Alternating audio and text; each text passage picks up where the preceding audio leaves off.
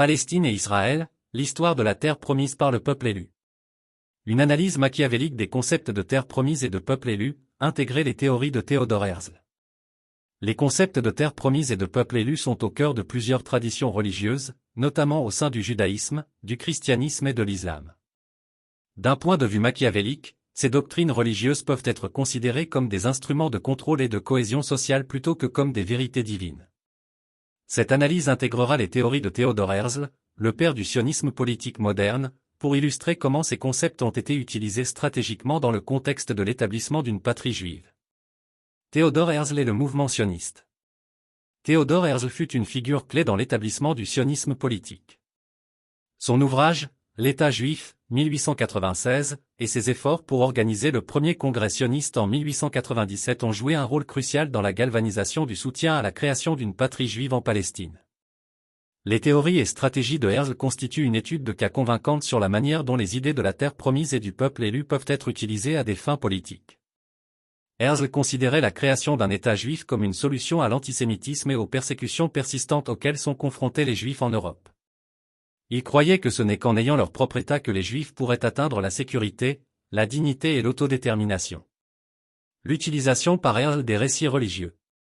Herzl était un juif laïque et ses arguments en faveur d'un État juif étaient avant tout politiques et pragmatiques. Cependant, il a reconnu le pouvoir des récits religieux pour mobiliser le soutien. Les concepts de terre promise et de peuple élu ont fourni une base historique et émotionnelle qui a profondément trouvé un écho auprès des communautés juives du monde entier. D'un point de vue machiavélique, l'invocation par Herzl de ces idées religieuses peut être considérée comme une démarche stratégique visant à unir les Juifs sous une cause commune.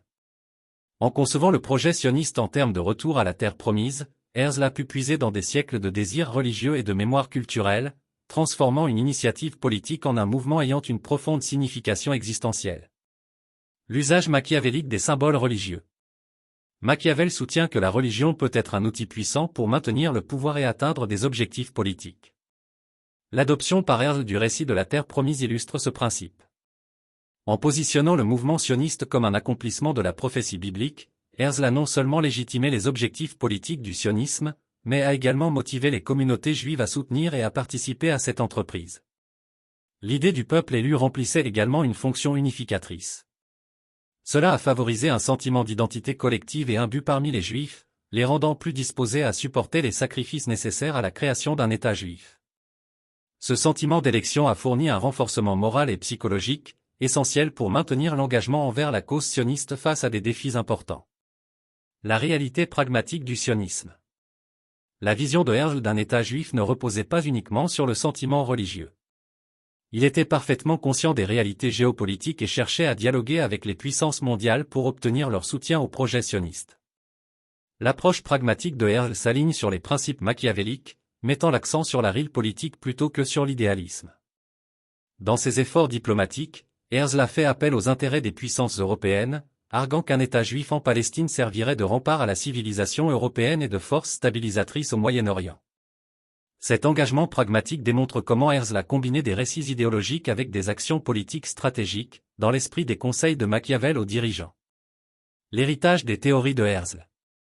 Le succès des théories et des stratégies de Herzl est évident dans la création éventuelle de l'État d'Israël en 1948. La capacité du mouvement sioniste à mobiliser des ressources, à obtenir un soutien international et à inspirer les communautés juives du monde entier peut être attribuée à l'utilisation efficace par Herzl des deux récits religieux et des manœuvres politiques pragmatiques. Cependant, ce succès a également eu des conséquences importantes. La création d'Israël a impliqué des interactions complexes et souvent controversées avec la population arabe existante en Palestine, conduisant à des conflits persistants. D'un point de vue machiavélique, ces résultats mettent en lumière les réalités complexes et souvent dures de la poursuite d'objectifs politiques, où la fin peut justifier les moyens, mais aussi générer des conflits durables. Conclusion.